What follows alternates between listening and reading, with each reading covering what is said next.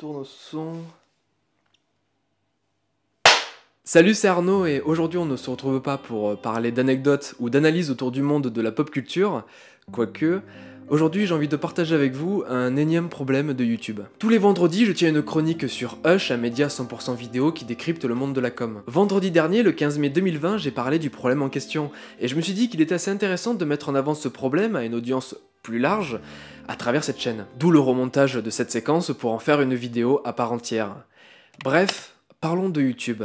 Des pubs problématiques sur YouTube. YouTube est une plateforme qui vit de la pub avec ses annonceurs et c'est aussi une plateforme qui se veut tout public, grand public, ad-friendly. À titre personnel, en plus d'être spectateur, je suis aussi créateur sur cette plateforme depuis pas mal d'années. Plus les années passent et plus le pouvoir des annonceurs est de plus en plus important et influe sur les règles de YouTube / Google. Le robot YouTube Content ID vérifie les vidéos des créateurs afin qu'on n'enfreigne pas les droits d'auteur, comme par exemple utiliser une musique non libre de droit, ce qui aura pour conséquence de démonétiser notre vidéo, voire pire, voir notre vidéo bloquée dans plusieurs pays. Mais le robot YouTube vérifie aussi nos propos, nos sujets, afin qu'on ne partage pas n'importe quoi sur la plateforme. Ce qui a posé problème et pose toujours problème à des créateurs, comme par exemple des vulgarisateurs d'histoire qui voient leurs vidéos démonétisées quand ils veulent parler d'une histoire, d'une guerre, et donc qui dit démonétisé dit être moins recommandé par l'algorithme. Bah ouais, pourquoi YouTube mettrait en avant des vidéos qui ne lui rapportent pas de l'argent? YouTube a peur que les annonceurs partent. Il y a de ça quelques années, on a retrouvé des vidéos de l'État islamique sur YouTube, et en gros, en pré-roll, en vidéo publicitaire avant le lancement de la vidéo, il y avait des pubs McDo, Coca-Cola, enfin des pubs automatiques. Quand les annonceurs McDo ou Coca-Cola ont vu ça,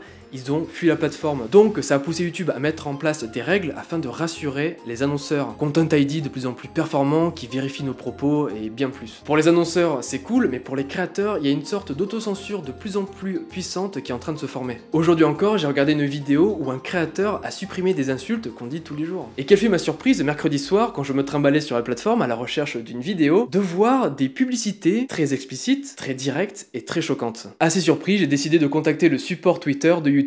Hey YouTube, une toute petite question me taraude l'esprit. Comment peut-on laisser les annonceurs mettre ce genre de pub en page d'accueil YouTube alors que de plus en plus de créateurs vulgarisateurs voient leurs vidéos non adaptées aux annonceurs et donc moins recommandées sur YouTube? Le tweet a été partagé par pas mal de créateurs sur YouTube ainsi que par de simples spectateurs et évidemment cela a attiré des petits blagueurs du style: mais oui, évidemment que t'as ce genre de publicité, ça dépend de tes recherches sur internet, ça dépend de tes cookies, etc. À ces gens, je leur ai répondu que cet argument-là n'est pas du tout valide pour une plateforme qui se veut full ad-friendly en censurant ses créateurs via le blocage de revenus et la perte de visibilité. Pour une plateforme aussi visible et avec autant d'enfants dessus, ne croyez pas qu'ils n'ont aucun contrôle total sur les annonceurs qui sont diffusés chez eux. Évidemment, je n'ai pas été le seul à être dans ce cas-là, des gens ont partagé les pubs auxquelles ils faisaient face et des pubs de plus en plus hard, ce qui a poussé YouTube à me répondre. Des pubs dont je vais prendre soin de ne pas vous montrer afin que ma vidéo ne prenne pas un strike pour contenu explicitement pornographique.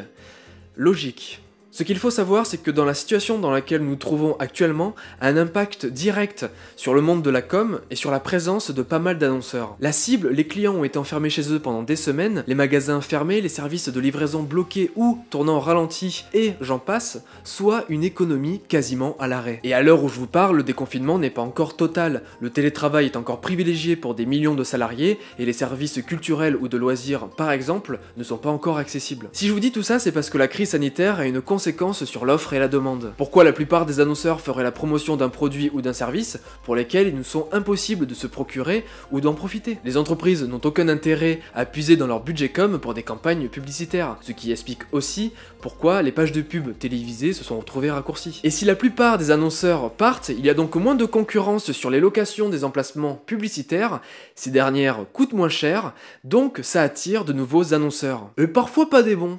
Salut frérot, je suis riche et il y a plein de gonzesses qui se battent pour ma saucisse. Du coup, tu peux aller sur mon website, acheter tous mes produits et ça te donnera l'illusion comme ça d'avoir un petit peu de ma vie, tu vois, de la partager, de la vivre par procuration en fait. La saucisse.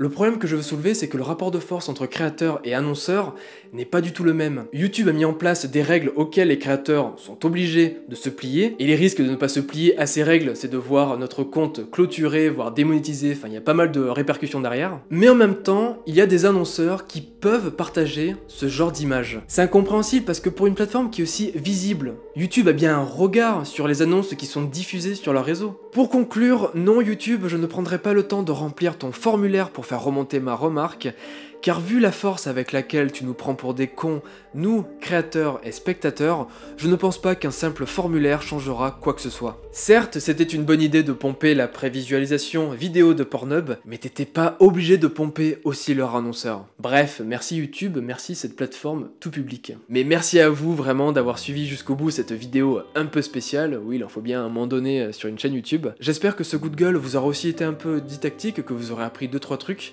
Et comme je vous l'ai présenté en début de vidéo, n'hésitez pas à aller faire un tour sur le site hushnews.com ou à vous abonner à la chaîne Hush, où je présente une chronique tous les vendredis qui décrypte l'actualité à travers le prisme de la communication. Et comme d'habitude vous connaissez la chanson, n'hésitez pas à liker, commenter et partager cette vidéo si ça vous a plu, ainsi que pour faire remonter le problème. On se retrouve bientôt pour une vraie vidéo qui parlera d'histoire, d'anecdotes et d'analyses autour du monde de la pop culture.